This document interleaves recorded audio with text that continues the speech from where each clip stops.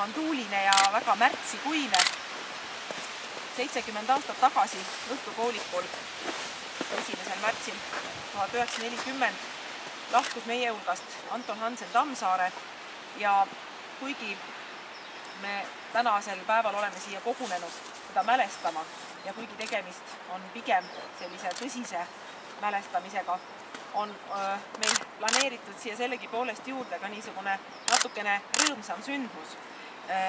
Ja nimelt me tahame selle suure raamatuga, mida te siin meie selja taga näete, rõhutada seda, et inimene sureb, aga suur inimene ja suur kirjanik ei kao kindlasti inimeste elust ainult sellega, kui tema isik lahkub, kui tema looming elab edasi.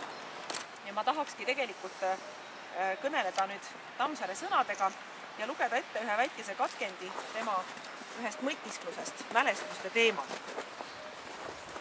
Mälestus on lüli meie ja igaviku vahel, sellepärast käib tema kaasas ikka nukrus. Nii vähe tundub meis igavikku. Mis oleks, kui ma ei talitaks kõige väeliste mälestuste ajel? Mis oleks, kui ma poleks seotud oma ümbrusega, minevikuga, katkemata sidemetel? Minu tegevus, püüdmised, tahtmised oleksid tuleviku kindluseta, oleksid kasuta, mõtteta. Nüüd võin sirutada käed minevikku ja tuhanded miljonid käed ulatuvad mulle vastu. Tunda andes oleksin, ma ei tea kui väike tähtsuseta, ometi olen suure, määratu, piiramatu osa.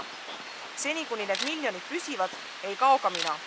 Miljonite eelkäijate pärandajana jätkan nende tööd, luues neid uusi lülisid, mis peavad minu kadumisel ühendama järeltulijaid olnud püüete ja tahtmistega.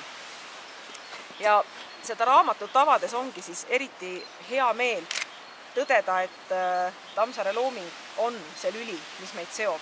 Esiteks seob ta meid esimese Eesti Vabariigiga, teiseks seob ta ühte meie kogu niisuguse eestlasliku identiteedi, et kui me räägime Tammsaare loomingust kui tüvitekstist, siis see on see lüli, mis seob minevikku, olevikku ja tulevikku.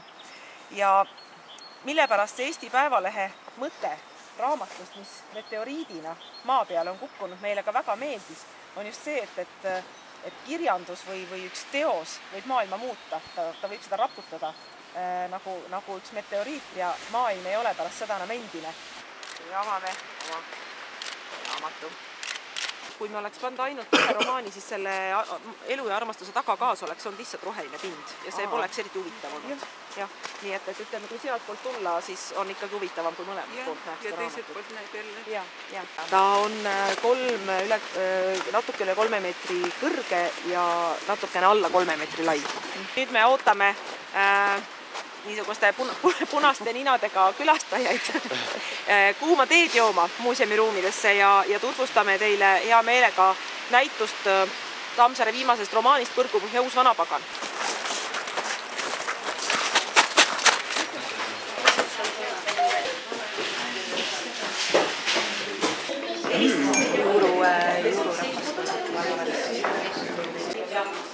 Kelle nüüd huvi on, võib kohvitassi endale niimoodi pihku võtta ja ma mõne sõnaga tutvustaksin siis meil siin praegu avatud olevat näitust romaanist Põrgupõhja uus vanapagan. Idee sellest romaanist näitust teha tuli loomulikult sellest, et möödus selle romaani ilmumisest 70 aastat ja kuna Tammsaare muuseum on nüüd juba 5 aastat teinud ka konverentse, mis võtavad aluseks just mingisugusegi teose nii-öelda juubeli selle ilmumisest, siis tundus, et oleks nagu väga paslik teha siia ka näitus ühest Tammsaare enda romaanist, et muidu ülejäänud aja meil on siin olnud nüüd pikemat aega järjest külas nagu nii-öelda teised kirjanikud. Ja sellest romaanist oli väga huvitav selles mõttes näitust teha, et kuna me oleme üritanud nii nende teiste kirjanike loomingute kui ka nüüd Tammsaare loomingut tõlkida kujundite keelde. Aga siin on Kesvat Ervin Õunapuu protesteerib, tema kukub pidevalt ära siit. Jah, ta on ilmselt nagu kõige põhimõttelisem. Teised nagu ei kuku nii väga magnetitest ära. Sest muidu on ühest raamatust küllaltki keeruline näitust teha. Ütleme siin kunstiteostel on suur privileegiat, et sa paned nad seina või muusikateost sa kuulad, aga kirjandust me peame lugema ja selge on see, et me seda romaani ei saa siia muul moel panna, kui seda ümber tõlkides nii-öelda kujundite keelde. Ja tundus siis meile, et see kõige läbivam või kõige olulisem kujund, mis kogu seda romaani teljestab, on siis küsimus lunastusest. Seetõttu panime me koopia sellest käsikirjast, proloogist, kus siis Peetrus kõneleb vanapaganaga ja teatab, et see lunastusprojekt, mis siiani kehtis ja mille alusel nii-öelda hinged saadeti põrgusse, et see enam ei kehti. Ja kus siis nagu nende vestluse käigus koorub siis välja see vajadus, et kui vanapagan tahab, et hinged läheksid edasi põrgusse, tuleb tal minna ise maa peale ja tõestada, et inimesel on võimalik õndsaks saada, aga ta lihtsalt ei taha. Sest Jumal on hakanud arvama, et õndsaks saada ei olegi võimalik. Et inimesed tahavad küll, aga ei saa. Ja seetõttu, kuna see on niivõrd nagu suuna andev või oluline meie meelest selles romaanis, on see eelmäng või see proloog siis ka täies mahus ära prinditud siia teisele poole kardinat, nii et kes ei ole üldse romaani lugenud ja kellel pole aimugi, milles kogu see temaatika seisneb või mis on see võti, millega seda romaanit nii-öelda avada, siis sellel on võimalik siin natuke aega seista ja see lühike proloog läbi lugeda. Ja see redel ja peegel, mis siis keset seda ruumi on, põhimõtteliselt võtabki siis kokku selle, mida on võimalik siit lugeda, võtab see kokku kujundina, et siin on siis võimalik õndsuse poole liikuda ja võimalik põrgusse liikuda ja need, kes seda liikumist teevad, need võtmeisikud on hinged, kes on siis seal nii taevas kui põrgus meil ka olemas. Nii meeldus põrgu ju. Jah. Ise ennast näed. Jah. Nüüd, kui Tammsaare selle romaani avaldas, õigemini kui tema abikaasa Keete seda ennem avaldamist luges, olevat öelnud, et kui sa selle avaldad, siis peetakse sind küll hulluks. Kui 39. aastal see romaan ilmus, siis seda proloogi ei olnud ja ei olnud ka epiloogi, nii et tollased lugejad lugesid romaani niimoodi, et nad üleüldse ei saanudki teada, kas see Põrgupõhja Jürka on napakas, kes väidab, et ta on päriselt vanapagan, või ta ikkagi päriselt on. Tähendab see, mida meie tänapäeval juba teame, et ta ongi vanapagan ja tal on oma kokkulepped Peetrusega, seda tollased lugejad ei teadnud. Nii et nende jaoks oli see romaan ilmselt tõesti veelgi kuidagi nagu hullumeelsem, kui ta meile võib-olla tänapäeval tundub. Kaalukeeleks on see, millisel ajal ta ilmus. Ta ilmus ikkagi teise maailmasõja, ütleme, Eesti okupeerimise eelõhtul ja kogu see maailma lõpp või see niisugune apokalüptiline tunnetus, mis selles romaanis on, oli tegelikult vägagi realistlik. See oli tegelikult mõnes mõttes see reaalsus, mida Tammsaare enda ümber vägagi tunnetas.